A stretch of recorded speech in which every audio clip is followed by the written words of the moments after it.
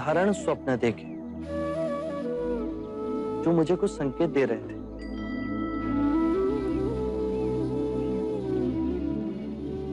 प्रथम स्वप्न में मैंने देखा कि ये पराक्रमी पृथ्वी मेरा बिछोना है, पर्वतों का राजा हिमालय मेरा सिरहाना है, मेरी बाईं भुजा पूर्व के महासागर पे विश्राम कर रही है, मेरी दाईं भुजा पश्चिम के महासागर में टिकी, मेरे दोनों चरण दक्षिण महासागर के जल से प्रक्षालित हैं। दूसरे स्वप्न में मैंने देखा कि मेरी नाभि से त्रिया नामक घास का तिनका उगा और बढ़ता ही रहा जब तक उसने बादलों को ना छू लिया। तीसरे स्वप्न में मैंने देखा कि हर रूप, हर वर्ण, हर रंग के असंख्य मनुष्य मेरे चरणों में अंजलि दे रहे हैं। चौथे स्वप्न में मैंने देखा कि चारों दिशा से 4 अलग रंगों के पंछी उड़ के मेरी ओर आए, पर मेरे समीप आते ही उनका रूपांतरण हुआ।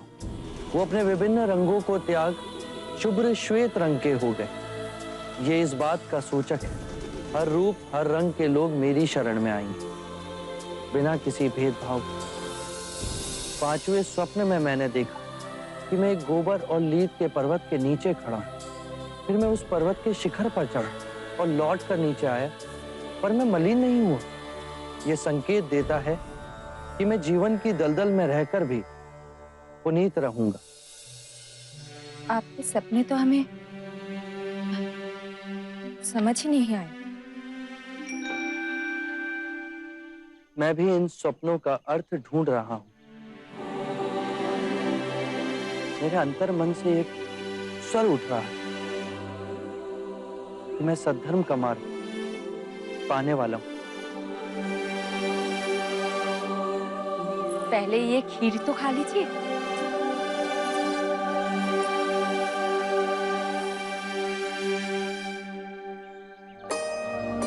इस सोने के पात्र में खीर भी आकस्मिक नहीं। मेरे पहले जिन्होंने भी सम्यक संबोधि प्राप्त की, उन्होंने भी उसे प्राप्त करने से पूर्व सोने के पात्र में खीर खाई होगी। क्या मैं भी महान बोधित्व प्राप्त करने वाला हूं? खाइए ना।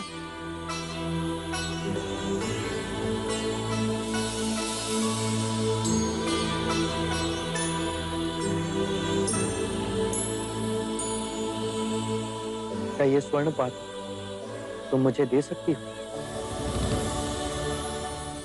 अवश्य। तो चलो मेरे साथ, मुझे एक परीक्षा लेनी है।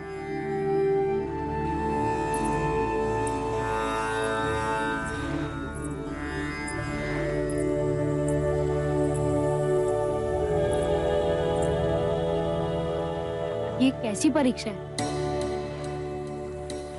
यदि मैं बुद्धत्व के निकट हूं तो ये स्वर्ण पात्र नदी के प्रवाह के विपरीत दिशा में बहेगा,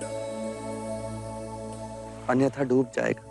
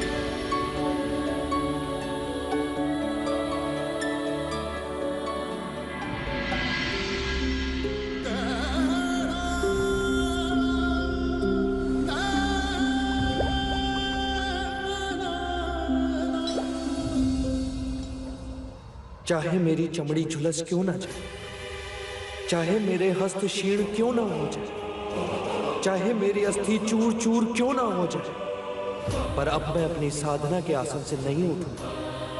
केवल ज्ञान प्राप्त हो, नहीं तो मेरे प्राण जाए।